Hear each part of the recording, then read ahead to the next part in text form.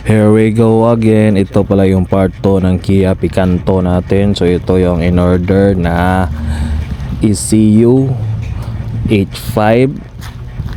So kailangan pa natin tong i-reprogram. Hindi po cloning ang gagawin natin. Kung hindi reprogram, magkaiba kasi yung cloning at saka reprogram. Yung cloning kasi ililipat pa yung IC, pero yung program wala nang gagalawin. So ito yung bagong ECU, ikumpara natin, magkapariha lang ng part number,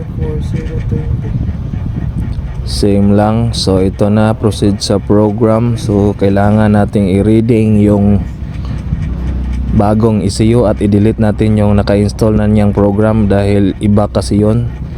Tapos lagyan natin ang bagong program na pang Picanto talaga. So ito, nire-reading natin at i-delete.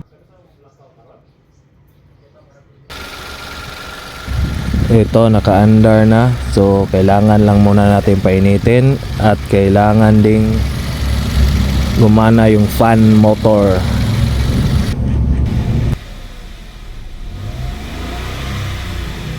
Rev lang muna natin para mas madaling uminit yung makina. At antayin natin na gagana yung fan motor para sure.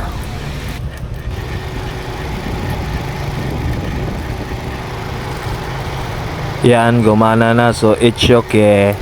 Follow for more.